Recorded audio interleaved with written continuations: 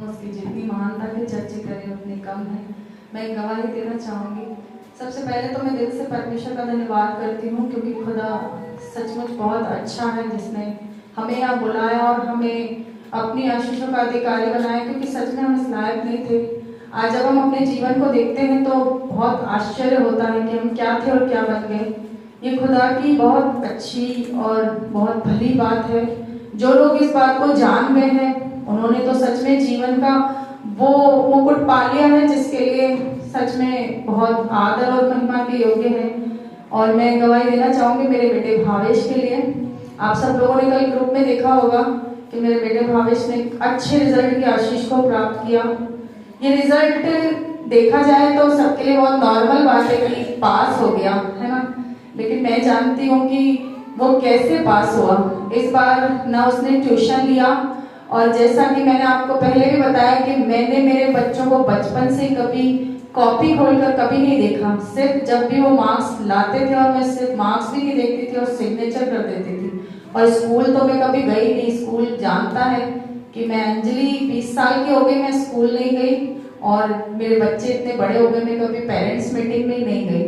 लेकिन मैं जानती हूँ जब मैंने उसका रिजल्ट देखा, आप लोगों कितने लोगों को ये विश्वास दिलाऊं मैं कि उसका रिजल्ट इस बार हर बार से अच्छा आया। कभी उसे गिफ्ट नहीं मिला, कभी उसे स्कूल में प्राइज नहीं मिला।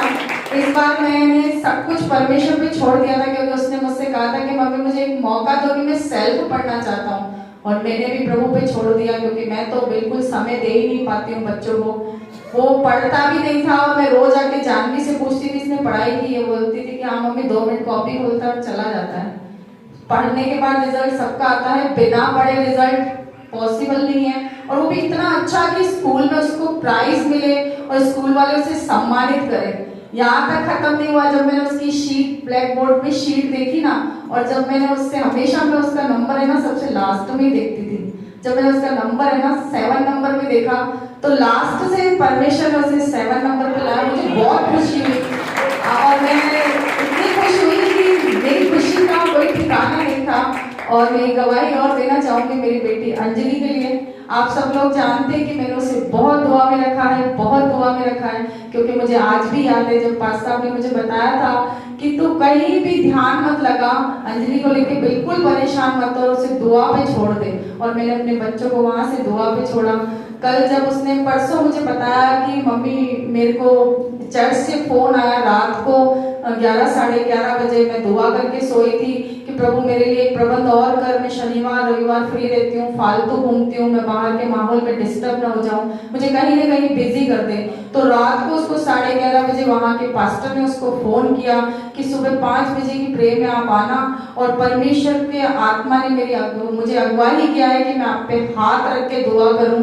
और उस वक्त वो सुबह 5 बजे उठ के चर्च में गई, और वहां पर परमेश्वर ने उसके लिए अपने दास के द्वारा उससे हाथ रख के दुआ की, और उससे एक बात बोली कि परमेश्वर तुम्हारे जीवन में आज कुछ बहुत बड़ा करने जा रहा है। और उसने उसको आमीन करके ग्रहण किया। और वो वहां से जब वापस आई, वापस ऑफिस गई, और वापस जहां वो काम कर रही थी तो उसे अचानक से जयपुर की एक कंपनी से फोन आया कि आप मेरे लिए 2 दिन, हफ्ते में 2 दिन ही सही, 1 दिन ही सही, आप मेरे लिए पार्ट टाइम जॉब करोगे क्या। वो इतनी खुश हुई ना, उसकी खुशी का ठिकाना नहीं था, क्योंकि वो सैटरडे संडे फ्री रहती है, वो बाहर रहती है, वो नहीं चाहती थी कि संसार में खो जाए। और उसे पार्ट टाइम अच्छा जॉब मिला, जो सिर्फ उसे महीने में 2 दिन काम करना है।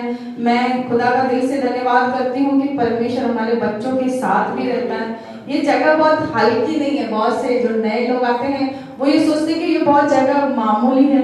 मैं उन लोगों से कहना चाहूंगी ये जगह सच में बहुत पवित्र है। हम जब इस जगह का मतलब जान जाएंगे तो हम अपने जीवन में बहुत से बदलावों को देखेंगे। सबको प्रेज़ द लॉर्ड।